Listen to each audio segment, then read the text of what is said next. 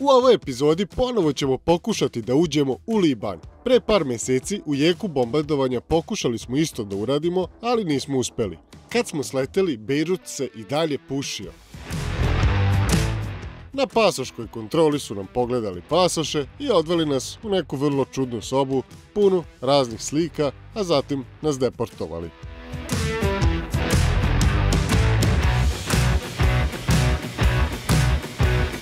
Drugari, još jedno putovanje se dešava, manje više poslovno, mislim nije poslovno, idem da radim. Idemo opet, da pokušamo da idemo u Liban. Iz Beograda smo otišli na Kipar, gde smo čekali oko 10 sati za naredni let. Sale, brate, je li ovo najkraći let na koji si išao? Pa bilo je i kraće. Koliko ovaj traje? Pa jedno 10 do 11 minuta. Ali moramo tako, ne vredi.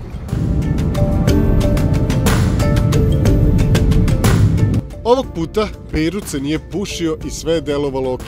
Lagano smo ušli i zaputili se u naš hotel. A dok ja odmaram u hotelu, ajmo malo da se upoznamo sa Libanom. Liban je mala zemlja na obali Mediterana sa ogromnom istorijom. Nekada deo drevnog Feničanskog carstva, kasnije pod Rimljanima, Osmanlijama i Francuzima. Posle nezavisnosti 1943. bio je poznat kao Švajcarska Bliskog istoka, bogat, multikulturalan i otvoren. Ali sve se menja. Građanski rat od 1975. do 1990. godine ostavio je duboke rane. Politička nestabilnost, korupcija, sukobi nikada nisu prestali. A onda, 4. avgusta 2020. eksplozija u Bejrutu. 2750 tona amonijum nitrata eksplodiralo je u luci.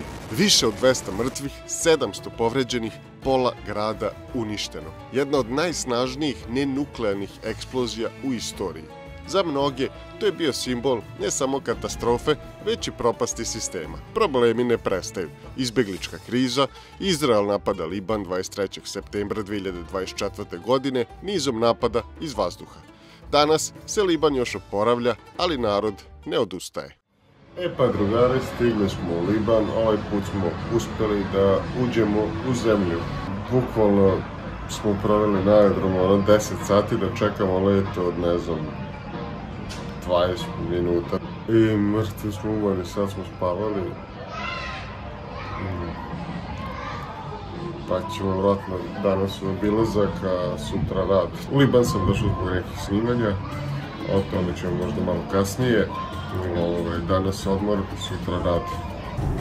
Za zemlju na koju je pala ogromna količina bombi, deluje da se život skroz normalno odvija. Šali, vrate, gde ćemo za prvi dan?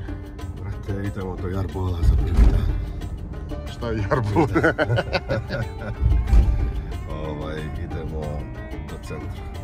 Trg nezavisnosti, jel? Trg oslobođenja. Trg oslobođenja.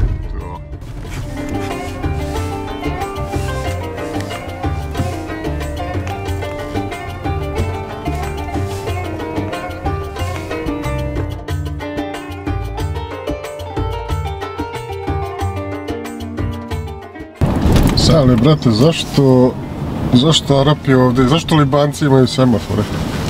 Za ukras. A? Za ukras, da ne kažu stranci, evo nemamo semafor ovde. Gde ti je lakše da voziš, ovde ili u BG-u? Pa ne, sigurno u BG-u. Mislim, opet koliko toliko. U BG-u imaš neka pravila, dok ovde nema nikakvih pravila u vožnji. Znači, voziš pa gde stigneš i kako stigneš. Ko ima veća, ko je hrabrija i tako da kažem. Pa, bukvalno tako. I pravila stvarno kao i da nema.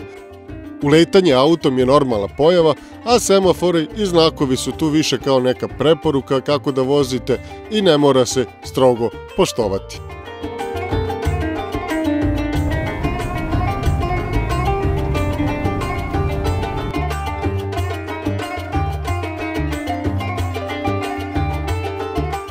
Trg mučenika, u bukvalnom prevodu, je bio centralno bojno polje i simbolična lokacija tokom građanskog rata u Libanu, a kasnije je postao središte masovnih demonstracija tokom Kedar revolucije 2005. godine, nakon ubistva premijera Rafica Haririja. Ovi protesti su doveli do povlačenja sirijskih trupa nakon skoro 30 godina prisustva u Libanu. Dobro jutro, drugari, evo ga drugi dan u Libanu. Posle nekih 40 dana primirja opet je došlo do bombardovanja Libana, što je baš ovako šteta. I jesam se nadao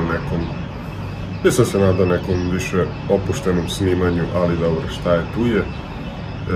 Sve se izdešavalo na jugu, tako da mislim da neće nikakvih biti problema u Bejrutu. Danas bi trebali idemo u dolinu Beka, pa ćemo da vidimo kako to izgleda. A saobraćaj u Bejrutu često zna da bude i komičan.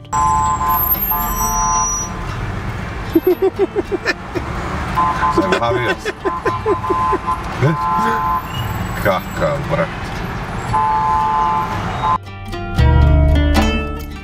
Dobro jutro ekipa, mi smo se zaputili u dolinu Beka, idemo malo raditi. Dolina Beka je poznata po farmingu, po poljoprivredi. Dolina Beka je poznata poljoprivredi, ali dosta ovako specifične poljoprivredi, a to je u pitanju gajanje kanabisa. 21. aprila 2020. godine libanski parlament doneo je istorijsku odluku. Legalizovao je uzgoj kanabisa u medicinske svrhe.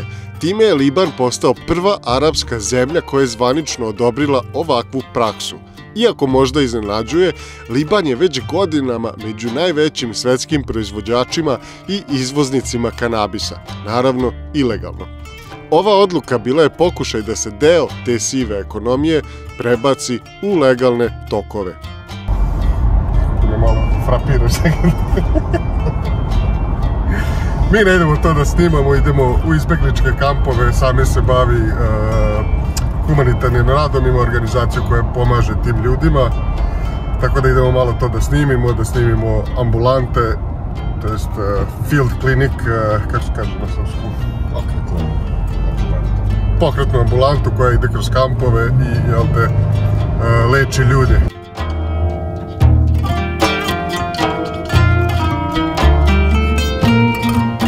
Dobrodošli u jedan od sirijskih kampova. Ovo je moj drugar Nasib. English. We can do English also, but I do a bit for my Serbian friends, you know. This is Nasib. How are you guys? He is helping here around the camps all the time. And what's your name? Yusuf. And this is my job for you. Ovo je moj posao za narednih 2 dana. Sirijska izbeglička kriza u Libanu počela je 2011. godine kada je izbio građanski rat u Siriji. Liban, koji deli dugu granicu sa Sirijom, primio je više od 1,5 miliona sirijskih izbeglica, što ga čini zemljom sa najvećim brojem izbeglica po glavi stanovnika na svetu. Većina izbeglica živi u teškim uslovima, u improvizovanim kampovima bez osnovne infrastrukture, sa ograničenim pristupom zdravstvu, obrazovanju i zapošljavanju. Libanska ekonomija, koja se već suočavala sa krizom, dodatno je opterećena, a tenzije između lokalnog stanovništva i izbeglica povremeno rastu. Iako međunarodne organizacije pružaju pomoć, finansiranje je često nedovoljno. Povratak u Siriju za mnoge nije opcija zbog nesigurnosti, dok se integracija u Liban gotovo i ne razmatra, jer zemlja ne priznaje trajni azil. Nije kombinao su ambulantna kola, evo vidite. Nije kombinao, nego su ambulantna kola i trenutno smo u jednom kampu i mislim da me deca malo zeze. What does this mean, Nasib?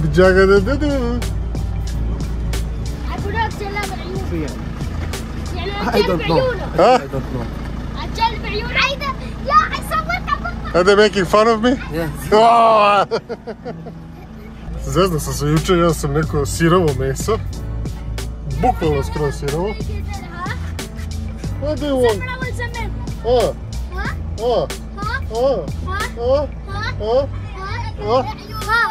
I ovo je takozvani divlji kamp, kao što vidite, jako teško raditi, nešto me sad zezaju.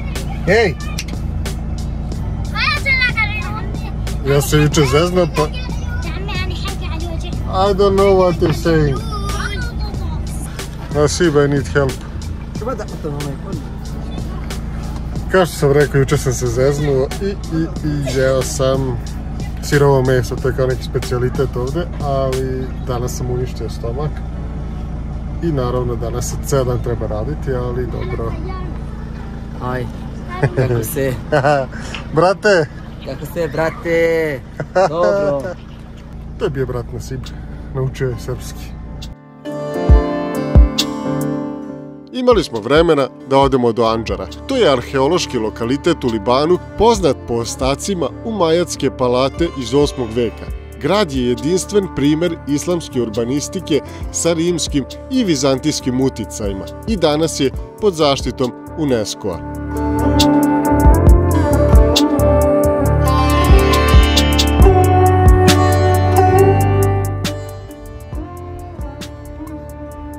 Vreme je za povratak u Bejrut, a ujutru nas dočekuju loše vesti.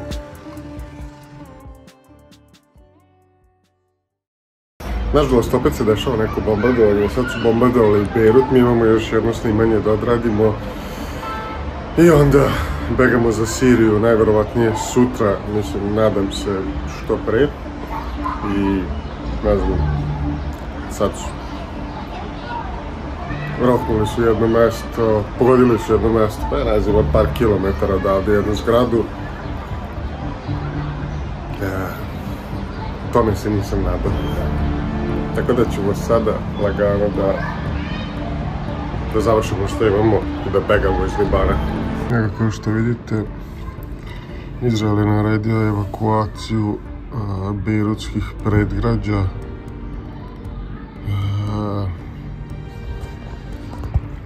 Valjalo bi begati lagano. I kao što ovdje možete da vidite, oni su uzeli i poslali su obaveštenje svima u blizini da se evakuišu. Pazite ovo, znači before bombing, Israel military issued an evacuation order, bla bla bla. You are present near facilities belonging to Hezbollah, bla bla bla, i tako dalje, i tako dalje. I nemam pojma kako smo mi to blizu. Da vidimo. Ako se ne varam, udar je bio ovdje, bombardovali su ovdje, mi smo ovdje, otprilike, ajde, ja cenim da ima nekih 10 kilometara gdje je bombardovano, da li će nastaviti, nemam pojma, verovatno hoće, tako da, sutra bežanija, ne čujete sirene, sutra bežanija.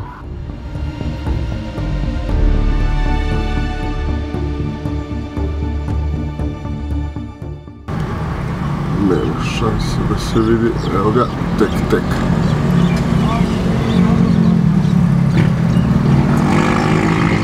Nisko leti budem. Pa drugari, situacija je tako da trenutno imamo 2 drona koje kruže okolo. Tako da je bilo dva, mislim, jedan je vamo, jedan je vamo. Jedan smo uspjeli malo snimiti. Evo je ambulanta vamo prolazi, ne znam da li je to. Zbog njih verovatno ciljaju ovaj deo Bejruta, nemam pojma. Šta ćemo raditi, nastavljamo dalje.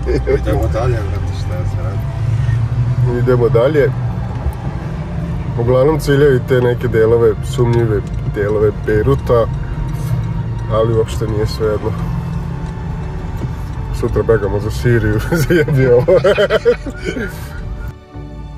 Današnji dan je protekao dosta napeto, jer nismo znali gde će tačno bombardovati, tako da smo mi nastavili dalje. A pošto nam je sljedeća lokacija Sirija, jedva sam čekao tamo da odem. Kako to čudno zvuči. Sale, brate, gde sad idemo? Idemo, brate, za Siriju. Ajmo lagano. Šta da očekujemo? Očekujemo dobru klopu. To je najbitnije.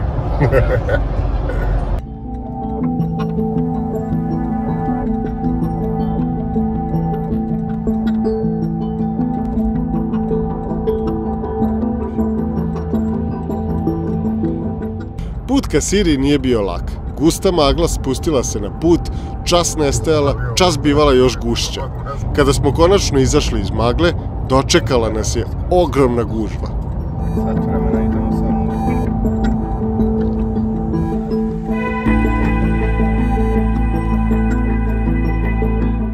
Iskreno, nikad nisam ni pomislio da ću ići u Siriju, a još manje da ću prelaziti granicu autom.